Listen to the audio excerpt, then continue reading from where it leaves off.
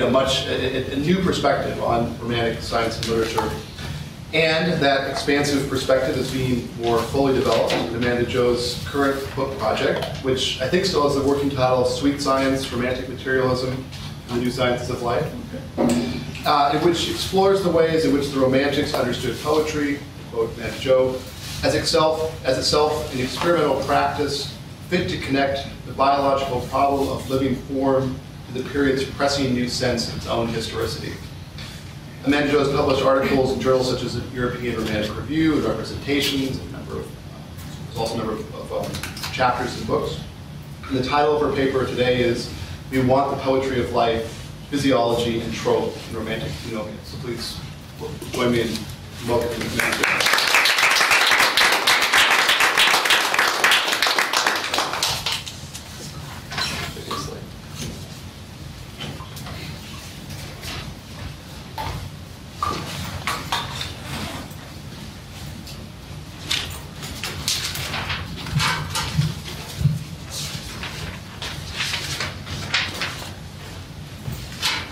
Thank you for that kind introduction, and also to Nancy and to Len and to everybody here, Stefan and Davide, especially for their extraordinary hospitality and all their hard work.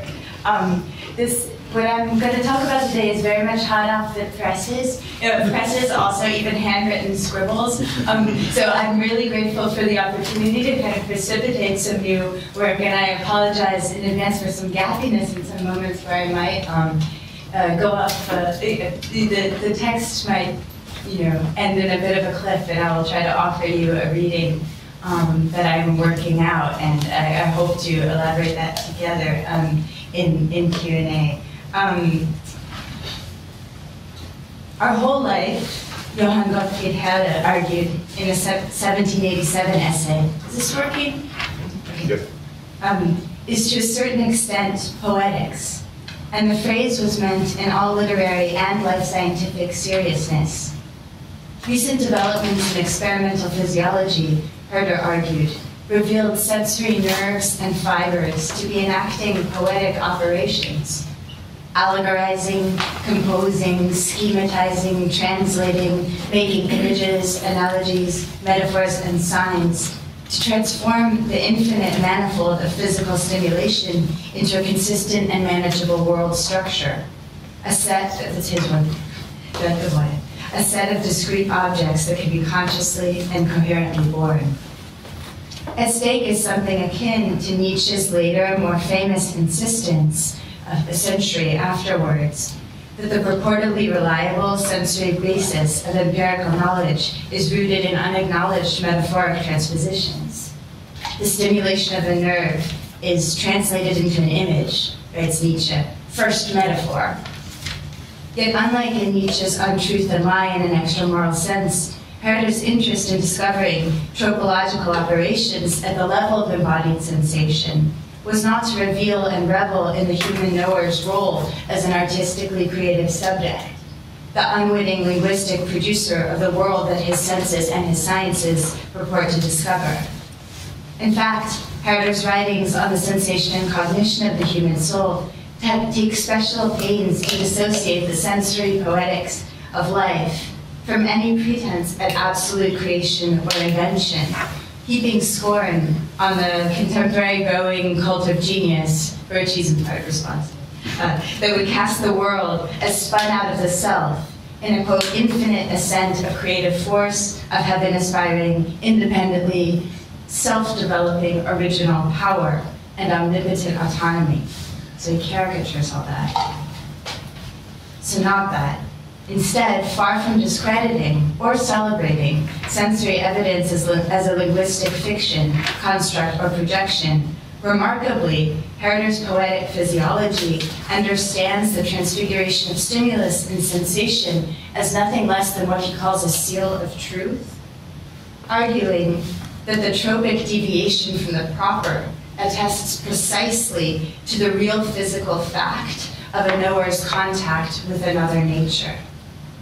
In Herder's revision of the inherited empiricist metaphor of a sense impression, then, into this flagrantly figural kind of seal, the wrought or figured contours of a sensation, its, quote, outline, dimension, and form, bear witness to an irreducibly bilateral kind of poetics, a process of configuration that has at once conformed an object to the apertures, needs, and habits of the perceiver sensorium, but also, crucially, has permitted, quote, something alien to imprint itself in me.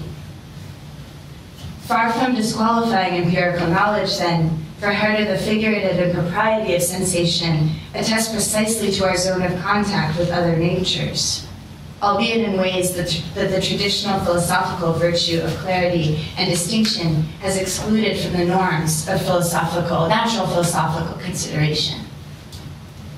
Our shared premise, as the organizers have eloquently put it, the organizers of this event, I should say, at the biological turn in the ring, is that if the biological sciences altered the terms for understanding life around 1800, above all by demanding a shift from concepts of stable form to concepts of dynamic formation, from being to becoming, then literature helped accommodate the human sensorium to these new terms, to render them intelligible, as well as to test their limits and desirability. Working mostly not through Herder, but through his English contemporary, the polymathic natural philosopher and poet Erasmus Darwin, who's emerging at last from the long shadow of his admittedly a little bit important grandson, Charles Darwin. In this talk, I want to explore how what we would now call literary production was at some level intrinsic to the biology of the sensorium and its dynamic formation around 1800, in what I hope will be some surprisingly physical and physiological senses. My engagement with 18th century physiology through Darwin, like Herder's, is not intended then as a kind of rhetorical deconstruction of positive scientific representation, catching biological discourse out in the linguistic construction of its facticity through narrative and trope. Instead, I'm hoping to illuminate a now unfamiliar premise that I argue held experimental life science open to so much poetic and literary participation in the period around 1800. And that is an understanding of biological life as dependent upon and collaborative in processes of lineation, imitation, signification, and figuration for the very development of its sort of biological viability and survival. A sort of broad category of these mimetic, linguistic, semiotic processes, of which language is sort of but human language and words is but one outcome and instance. So the subsumption of language into a broader category of animation that's bigger than what the poets are doing with words. So the body offered up in the New Life Sciences was a body semiotically and tropologically active and reactive, even at the level of its basic physiological needs and functions, a body whose sensory means of converting objects into symbols, signs, and images seemed to supply the pattern, condition the possibility, and even limb the prehistory for more obviously linguistic and social means of production and instruction. So as I hope opening with Herder sort of helped to suggest, experimental physiology had begun to attribute to mere bodily sensations, not least to the simple sense impressions that had previously secured the self-evidence of empirical knowledge, culturally specific and specifying modes of translating, assimilating, and allegorizing the stimulus of objects.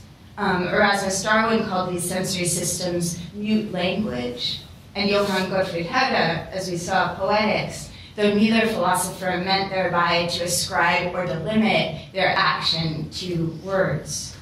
And again, but it'll be the work of this whole paper to kind of unfold this point. To speak of the senses as poetic in this way is not to make the life of the body natural or the reality of the world that the senses disclose a creature of verbal language, nor to sort of naturalize language as a hardwired biological fact in the way that we speak of today, but rather to subsume verbal language into these more broadly applicable figurative, mimetic, and semiotic processes that are kind of already constitutive of viable animal life. What follows is something of an extended reinhabitation of the liberal and absolutely central sense of the word figure in the life science that Erasmus Darwin named zoonomia, or the laws of organic life. A sense of the word figure, which I'll argue wittingly comprehends a being's body morphology, as well as the rhetorical sense of the figure of speech or thought, which renders these two senses physically continuous and defends this continuity from the perspective of poetics and from the perspective of biology. That Erasmus Darwin, then one of the pioneering English researchers and theorists of the animal sensorium, produced his biomedical masterpiece doubly, once in prose and once in poetry, is therefore not an accident or a kind of quaint curiosity, but rather an invitation to reconstruct the grounds for understanding poetry as a privileged technique for communicating the knowledge of life, a technique whose figurative strategies might draw it closer to the motions of animation. The credibility of this sense of figuration around 1800 is hermeneutically difficult to restore, particularly for literary critics with our understandable professional commitment to understanding figures and signs in exclusively linguistic terms. Moreover, and this is why the difficulty of thinking with this tradition strikes me as not just strange, but is critically estranging in a productive sense, is that I think to think bodies and signs, life and logos, or life and logos or law as congruent in this way, sometimes woefully complicit and congruent. And thinkers that are doing this include not just Darwin, but Lamarck and Goethe and William Blake. It challenges a presumption that some otherwise quite diverse critical methodologies seem to sort of hold in common. That the body, whether by virtue of its matter or its life, and you can kind of take your pick because it seems like the new materialist and the vitalist moves are kind of both invested in this argument. The body is that which can be relied upon to sort of resist or elude or exceed signification. That which has to be forcibly inscribed into the apparatus of political and symbolic power,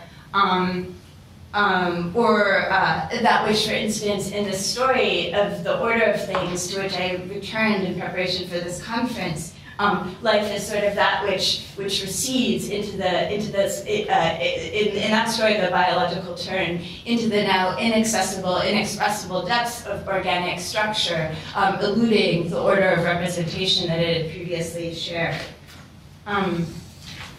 So Darwin opens his biomedical magnum opus Zoonomia, or the laws of organic life, with a gesture that would seem fully symptomatic of the kind of increasing polarization between inorganic and organic natures that Foucault, with Carl Guillam and François Jacob, made definitive of the biological turn around 1800. Darwin's preface derides the, quote, idly ingenious manner in which previous investigators busied themselves in attempting to explain the laws of life by those of mechanism and chemistry. They consider the body as an hydraulic machine and the fluids passing through a series of chemical changes, forgetting that animation was its essential characteristic.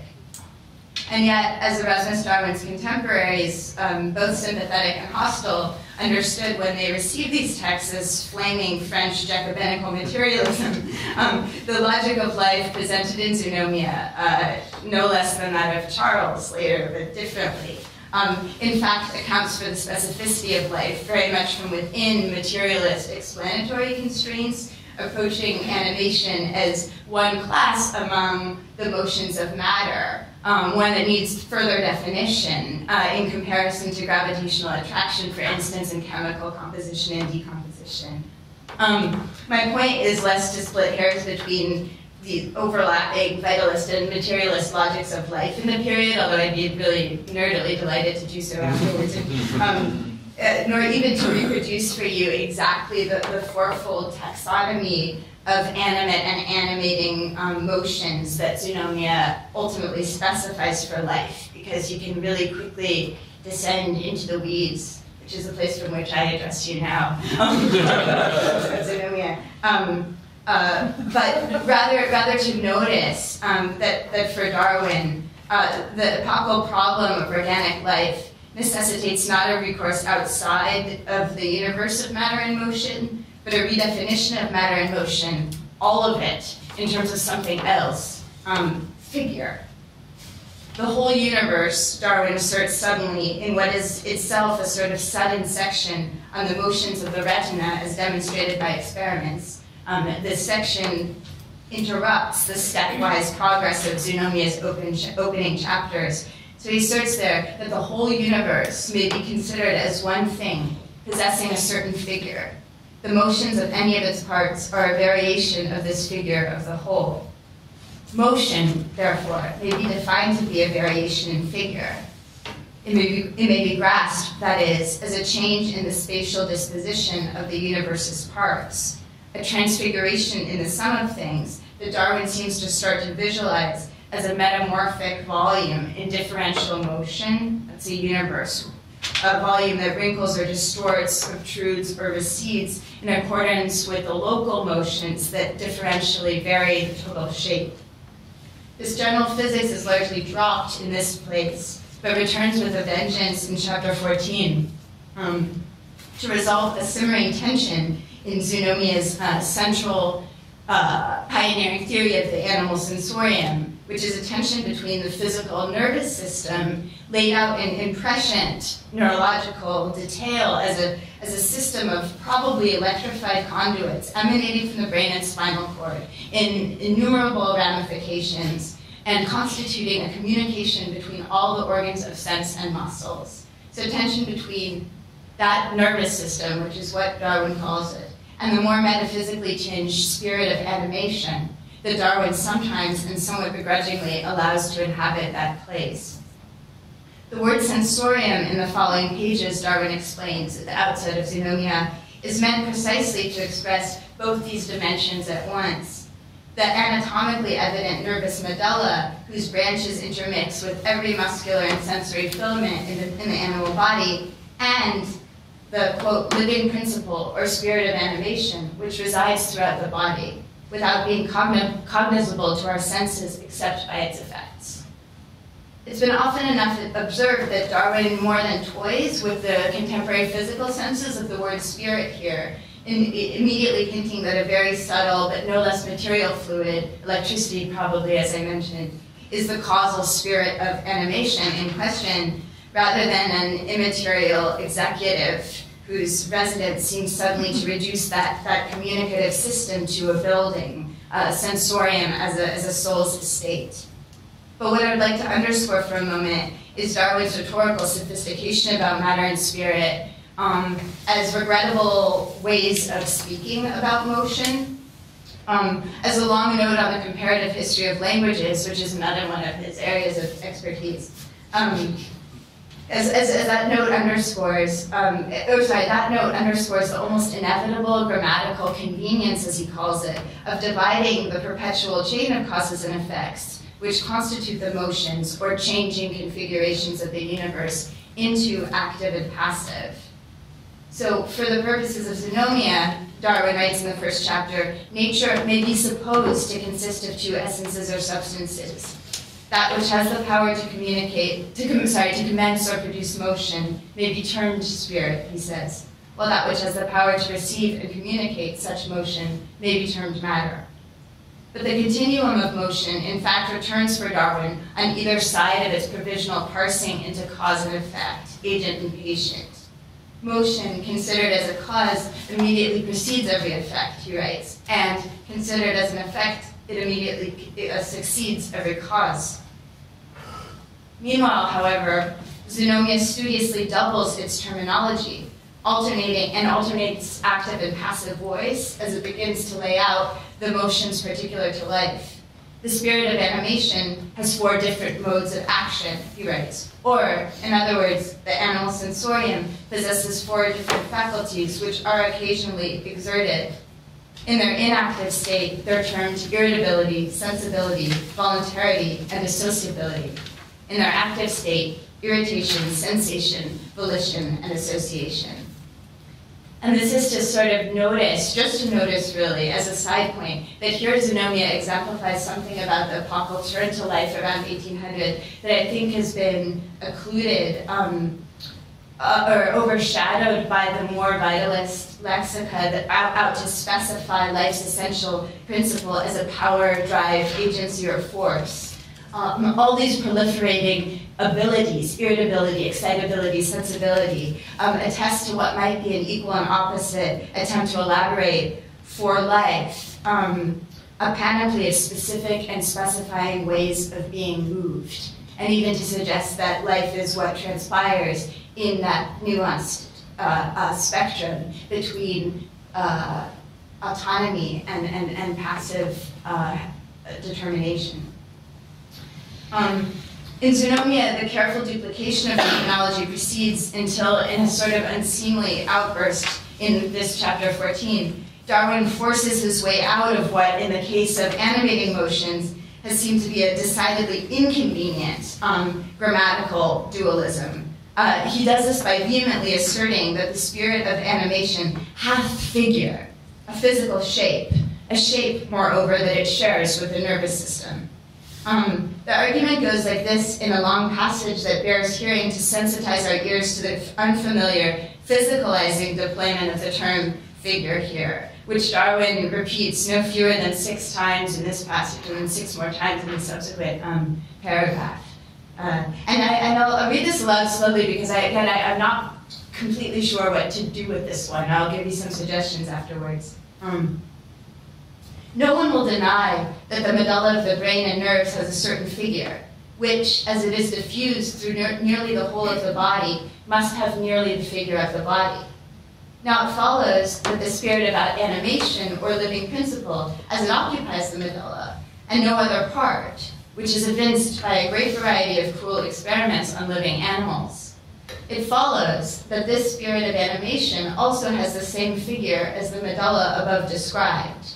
I appeal to common sense. The spirit of animation acts. Where does it act? It acts wherever there is the medulla above mentioned. As the heart of a viper or a frog will renew its contractions when pricked with a pin for many minutes of time after its exsection from the body. Does it act anywhere else? No. Then it certainly exists in this part of space and nowhere else. That is, it hath figure, namely the figure of the nervous system, which is nearly the figure of the body. So I'm wondering if there's a name for a figuration like this. It has something in common with allegorical personification in that it's doing this sort of adamant, adamantly giving body, giving this nervous body to what's been an abstraction, the spirit of animation.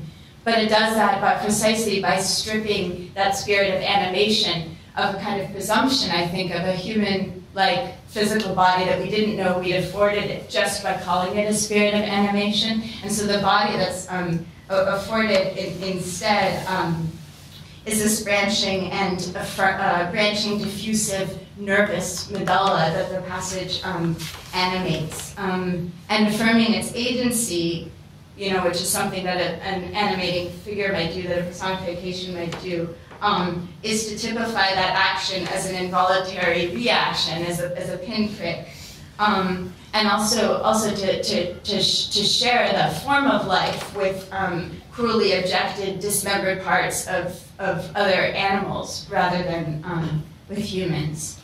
It's also, though, at the same time to kind of subtly refamiliarize or normalize that profoundly uncanny or disruptive image by kind of this subtle refrain, nearly the figure of the body, nearly the figure of the body, so that this thing described is actually very much the full three-dimensional normal shape of animals as we kind of already expect them. And I think that, on some level, this is explicable as a typical or predictable sort of medical materialist literalization of something that was metaphysical, but then it becomes interesting, I think, and we're thinking about, particularly because of where Darwin goes next, that literal is, again, the exact or very odd way to describe a procedure that achieves its physicalizing consequence by saying figure, rather than letter. There's no talk of letters here. So Darwin's aim in so nearly collapsing the active and passive modalities he's been so far affording to living motion into a single figure, and so forcefully pressing the spirit cause of animation into the material system that receives and communicates its effects, is not primarily, as in the Kantian notion of organic form, in order to cast life as simultaneous cause and effect of itself. And far from allowing animation's cause to recede into the inexpressible depths of an organic structure, Darwin presses here, he presses the living principle out into the very nerve endings that terminate in the surface of the animal skin. And to render the sensorium coextensive with the tangible surface of the animal body, it turns out, works instead to activate that surface as a site where the motions distinctive of life communicate the motions of other things, physically securing its sensations and the knowledge they render in that perpetual variation of figure that recurs again in this chapter to describe the mobile plastic sum of things. So sentience emerges as a process of configuration here, in Darwin's very important technical term, an irreducibly bilateral process of shaping width, to which, as I'll spend some time explaining, we owe our very life in the physical and psychological, spiritual dimensions that Darwin's theory of the sensorium has just vehemently fused together.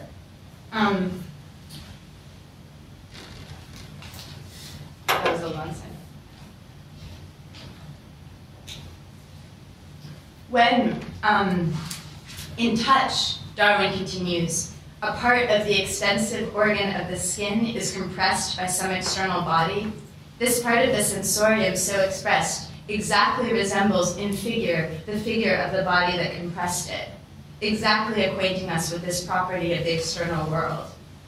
The shift in the sentence from physical compression to exact knowledge is not an abridgment for Darwin, for this section is, along with everything else, devoted to explaining the production of ideas. That's its title.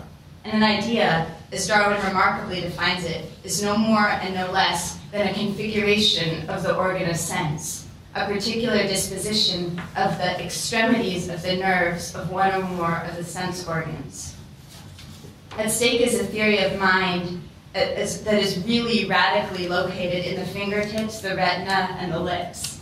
An idea, Darwin stresses, is not to be understood as an effect located elsewhere or different in kind from the contraction or motion or configuration of these bodily filaments. An idea just is this configurative movement. Babies and puppies, he says, who put every new object into their mouths, are not tasting them, but learning clear and distinct ideas of figure with their lips. Ideas, or in Darwin's synonym, sensual motions, are always first choreographed together with an external body, but, and this becomes crucial, once learned in this way, they're replicable voluntarily and involuntarily in the absence of an object. The activities commonly known as thinking, remembering, and imagining consist in throwing the tips of our nerves back into the patterns they once assumed on contact with an object that is now absent, or in those nerves being so thrown by the presence of associated stimuli. So if we could look at each other thinking, we would actually see these slender filaments of the retina moving in accordance with the images of past thoughts. For Darwin, Darwin's sensual emotions become associated together in experience, formed into habits of acting together in frequent repetition, likely to trigger one another in trains and tribes just as much as ideas do in other less physiological empiricist psychologies. In a universe that's defined by variations in figure, touch is a scientifically perfect sense, a one-to-one imprint on the bodily figure of the sensorium of another bodily figure in the fullness of its contours. The, quote, idea of figure or motion of a part of the organ of touch exactly resembles in its figure the figure of the body that occasions it, amounting also to an idea of motion that is a real resemblance of the motion that produced it. The Darwin figural knowledge gets more interesting, more poetic and semiotic than the less physical when it comes to the more compromised knowledge furnished by other senses and the relations between their diverse modes of taking an object's shape. So I'll turn now to focus on Darwin's take on the recurrent crux in 18th century epistemology, which is the relationship between touch and sight. And I'll close by sort of telegraphing the beginnings of an example of how we might read the figural strategies in Darwin's life scientific poetry as capitalizing on this relationship between touch and sight. So attempting a sort of adequately materialist physiological reading of a scene from the Temple of Nature in light of Darwin's claim that the poet writes principally to the eye, whereas the prose writer uses more abstract terms. So that's where we're going. Am I okay on time? Of course you're okay. You're more than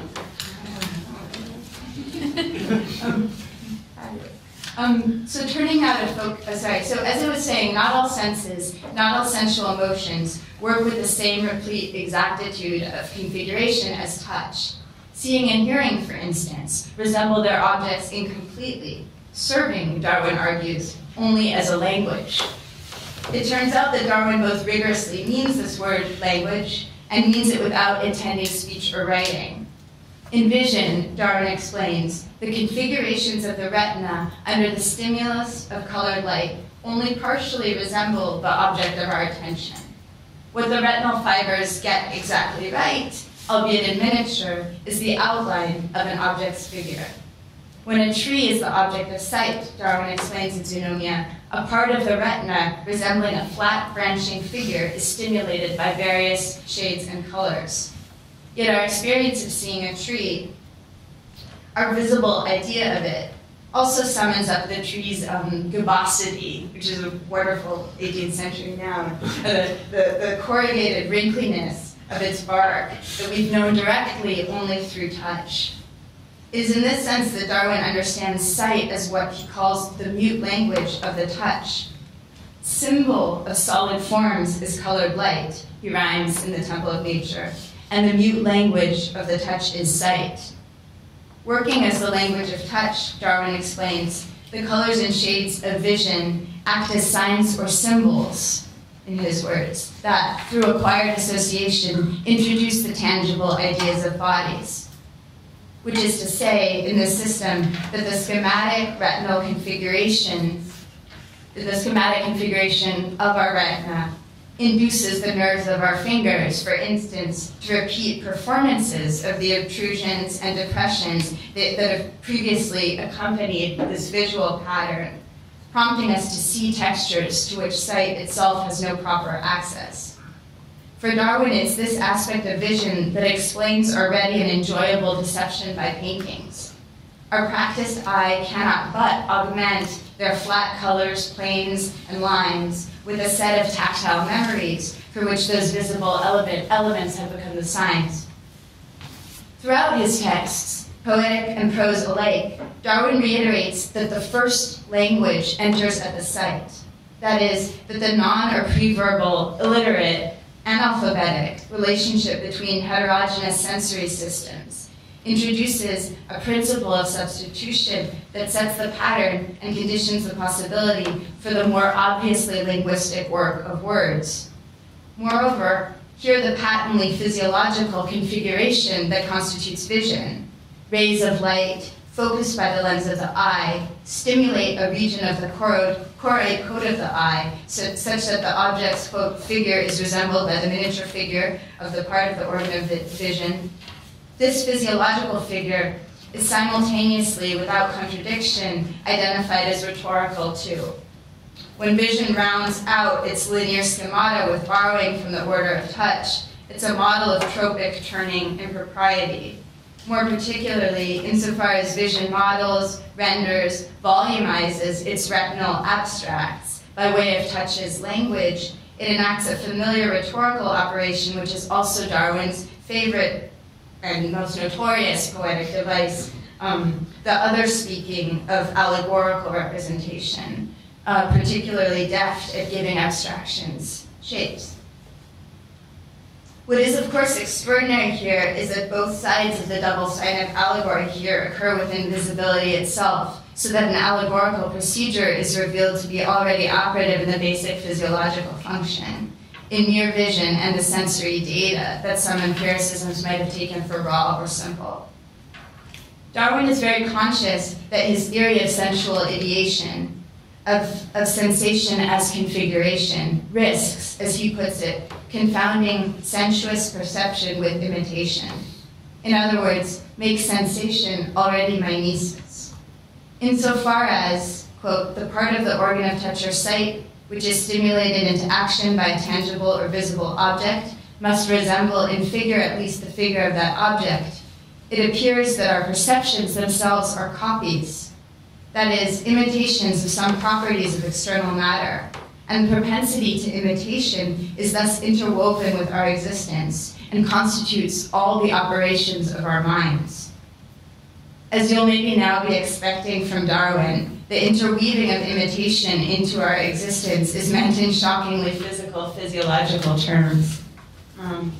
As I would love to discuss afterwards, but don't have time to get into now, configuration of this kind is also the principle of Darwin's epigenetic theory of embryogenesis in zoonomia, the process by which an embryon fiber attains to viable form through a series of compounding and recursive transfigurative interactions with the stimulus, with surrounding environmental stimulus in the amniotic and social milieu. It's also called configuration. But for the moment, I want to focus on the way the admission that mere sensation is already a process of morphologically constitutive copying leads Darwin to define mimesis differently, to refine it a little bit, and narrow it to the actions of one sense copying those of another. Modestly claiming to have found the cause behind Aristotle's observation that man is a mimetic animal, Darwin explains that it's easier to imitate the motions of our own retinas with our hands than it would be to invent new motions. So he creates this image of our hands imitating our eyes, and throughout our body, different systems imitating one another.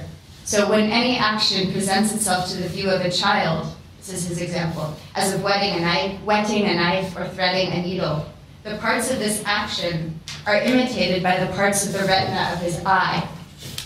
To perform this action, therefore, with his hands is easier to him than to invent a new action. It consists in repeating with another set of fibers, viz. The moving muscles, what he had just performed by some parts of the retina. This propensity to imitation manifests, Darwin continues, not only in the actions of children, but in all the customs and fashions of the world. Many thousands tread in the beaten paths of others who precede or accompany them. The example of the learning child rather beautifully demonstrates how the relation between the pressure of an external world and the difference, distance, and delay between heterogeneous modes of sensory configuration begin to amount to personification, after all, in this system, to becoming person as both an automimetic relation to self and a liability to social instruction. Repetition, Darwin insists, is the easiest form of animal action. Giving the senses both a difference from and a tendency to repeat one another, he seems to suggest, suffices to show how their passive receptivity to external impress can compound into a kind of agency, animating a child into a culturally specific and competent actor. Indeed, doing so with a kind of terrifying regularity that William Blake, for his part, will articulate as an ideological double bind. the problem of becoming what you behold, which is a constant refrain in Blake. As embodied subjects are formed to fit and perpetuate the structures of immiseration that their developing senses first discover. So it's clear at this point that by virtue of the very congruence and complicity with the social forms that we tend to gloss with the word language, discourse, and power, the living matter of the body in a science like this can't be trusted to fulfill a kind of emancipatory role that it sometimes does in new vitalist and materialist criticism. It can't be trusted as a source of pure creative ontological power to resist or elude the constraints of discursive, epistemic, or political historical forms. But Darwin's materialism does seem to afford a slightly different mimetic possibility to artworks, not least his own poetry. And that's what I want to sort of close by reading here. So this is the way the imitation of one organ by another works in the case of Michelangelo's design of St. Peter's Basilica in Rome, which is a scene in the poem The Temple of Nature. So Darwin writes, "Thus, when great Angelo in wondering Rome fixed the vast pillars of St. Peter's dome, reared rocks on rocks sublime, and hung on high a new pantheon in the affrighted sky.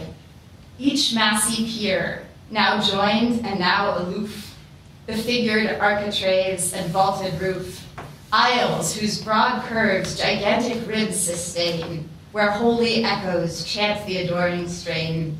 The central altar," this is longer than it usually goes on in a verse of Pharaoh, "the central altar, sacred to the Lord, admired by sages and by saints adored, whose brazen canopy ascends sublime on spiral columns unafraid of time, were first by fancy in ethereal dyes planned on the rolling tablets of his eyes, and his true hand with imitation fine traced from his retina the grand design." So this is an image of Michelangelo drafting that architectural masterwork by copying his own retina. So I think this is sort of an extraordinary rewriting of what might have been a kind of quintessential expression of artistic genius, or of the more mimetic Renaissance genius of Disegno, but redescribing that as copying from Michelangelo's own retina, it sort of radically dissociates the design produced, the artwork, either from an external object of immediate imitation or from an expression of kind of creative mental invention. So it's an imitation of the retina that it induces the reader to realize the way that we've been kind of doing the same thing. As this passage goes on and on, kind of rearing more unlikely heavy objects in air, as we're told that Michelangelo is doing, we kind of are engaged in this same process of visualization. And what Darwin is showing us there is the capacity of artworks to invigorate associate motions instead of immediate motions. So actually to work to dissociate us from whatever the real physical pressures of present stimulus are, and to kind of allow those other, normally more subtle, elusive motions of the sensorium that come from the past, that are built up from the past, to take precedence over the actual present stimuli. And so there is a real, I want to suggest that so that's sort of talking about it in terms of a visual artwork. In terms of what the poetry is doing, I want to suggest that there's a materiality of the signifier that is operative here as well, but one that works in precisely the opposite direction from the way that we expect it to do if we think that a poem is going to sort of alert us to the workings of the I. And sorry, I'll just I'll go back and say that Darwin has expressed to us that the aim in this poetry is to address the I. That poetry speaks in particular to the I. And I'll just end saying that the poetic choice of words in this case doesn't work to alert us to the sensuous materiality of the script on the page. Instead, it's a choice of words that is banking on letters' relatively slight materiality, their capacity to kind of recede into the background and be overborne by the power of association. So that this, unlike in a kind of modernist poetry that would alert us to the visual sensuality of the text, by drawing our attention to the visual characters, these are celebrated for the way that they recede and give place to something that isn't present. And that's where I'll stop. Thanks very much.